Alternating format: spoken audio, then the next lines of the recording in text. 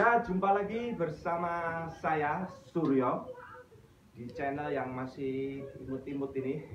Mudah-mudahan dengan berbagi kita bermanfaat semuanya untuk umat manusia, entah di mana saja, karena YouTube bisa seluruh dunia. Ya, dalam kesempatan ini sore ini sambil ngabuburit nungguin buka puasa, saya akan sharing mengenai sejarah. Walaupun tidak semuanya orang suka sejarah, padahal sejarah itu kalau diikuti itu sangat menarik karena itu kaitannya dengan kakek, buyut, nenek moyang kita dari mana. Kalau di ujung-ujung tarik di Adam dan Hawa. Ya, ini menarik ini topik, yaitu Anda pernah dengar Raja Solo Pakubuwono XII? Pernah dengar ya? Nah, ternyata luar biasa sekali beliau ketika menjadi atau naik tahta menjadi Raja Pakubuwono XII pada saat itu. Bahwa ini yang menarik,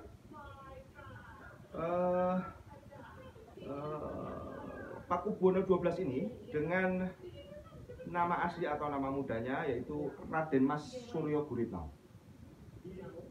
Beliau menjadi raja ini saat, kalau sekarang disebut sekarang ini ya, usia milenial.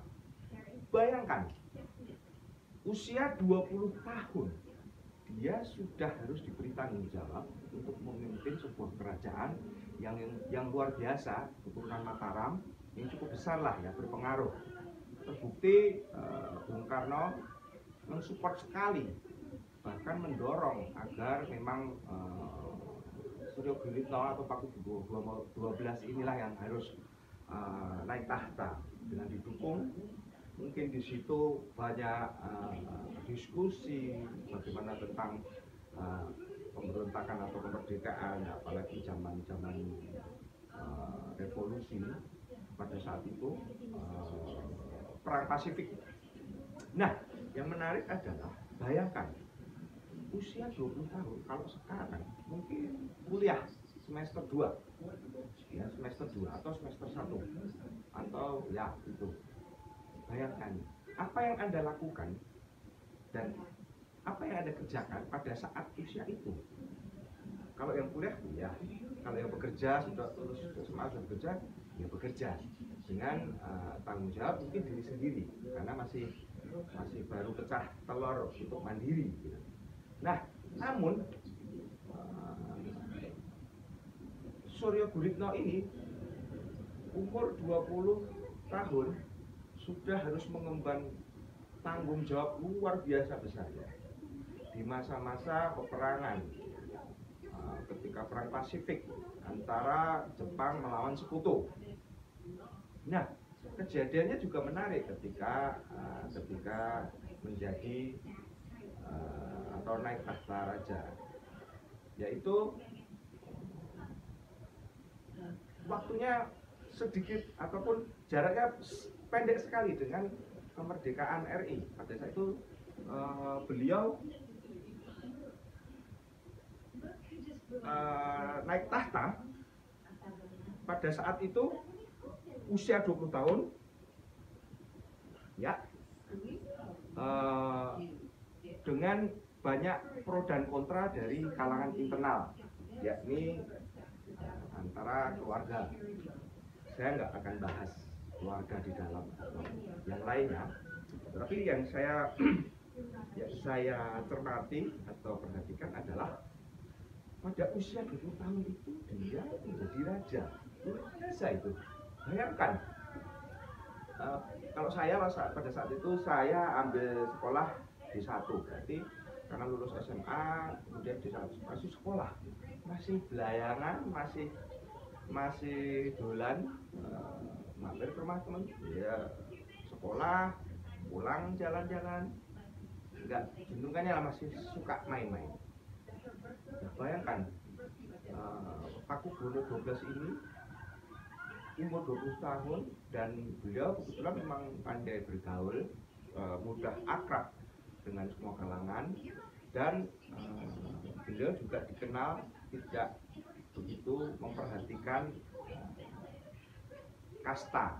Artinya dia bergaul ya sama siapa saja, dan beliau juga tidak merasa bahwa ini anak raja jadi seenak-enaknya. Tetapi beliau memang cukup humble ya, kalau berdasarkan artikel-artikel yang saya baca. Nah, itu yang pertama. Yang kedua, ternyata keberadaan ataupun terciptanya ataupun lahirnya NKRI itu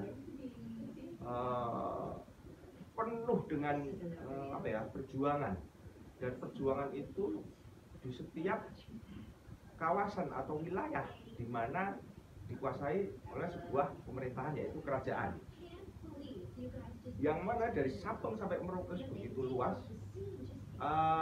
Yang saat ini aktif sih, yang saya baca itu sekitar 200-an kerajaan. Maksudnya aktif itu tidak punah sama sekali, meskipun tidak ada kekuasaan mutlak dalam berpemerintahan, karena memang ini masuk sejarah menjadi cagar budaya. Tetapi perlu kita hargai, perlu kita apresiasi perjuangan pahlawan ya, perjuangan para tentara-tentara yang mungkin beda, bukan kayak sekarang TNI bawa pistol ataupun dengan canggih dilatih. Tapi pada saat itu Kerajaan Solo, Keraton Kasunanan Surakarta ini sudah mempunyai pasukan, juga mempunyai pasukan sendiri, pasukan perang tentunya, dengan segala kelengkapannya, begitu kereta, kendaraan, senapan, dan lain-lain juga termasuk logistik.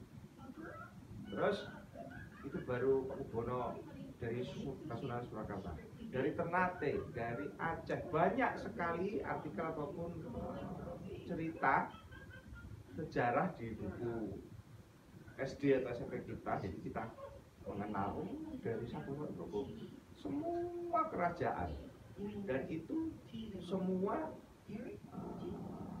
karena itu hebatnya gini, Indonesia itu karakternya mungkin begini, ketika musuh dari luar, dalam hal ini waktu itu VOC ya, di Belanda. Nah, di semua kerajaan itu merasa kawasan itu merasa tertindas ataupun merasa tidak diperlakukan, tidak adil, misalnya bagi hasil cocok tanam ataupun dibayar murah, ataupun ada yang karena nggak ada apa-apa terus dipaksa, kerja paksa dan sebagainya, perbudakan itulah yang mungkin, tapi perlu dikoreksi. Nah, ketika kerajaan itu semua pada berontak, dan musuhnya siapa? Cuma satu, luar biasa, semua bersatu. Bung Karno ke Padang, ya Bengkulu ya, Bengkulu juga, terus pindah-pindahkan ya. Jadi justru karena dipindah-pindah itulah malah jadi makin bersatu, karena pasti ada cerita, oh iya, jadi dalam pemerintahan Hindia Belanda pada saat itu, masa-masa kritis menjelang Jepang datang itu luar biasa, banyak pemberontakan ya, pemberontakan menurut Hindia Belanda, padahal berjuang demi tanah air mereka sendiri, kerajaan mereka sendiri.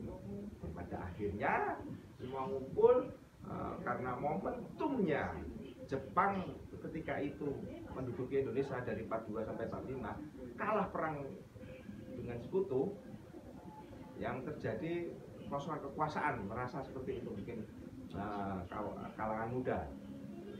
Nah, momentum itu diambil, tetapi yang paling kuat pada saat itu memang tidak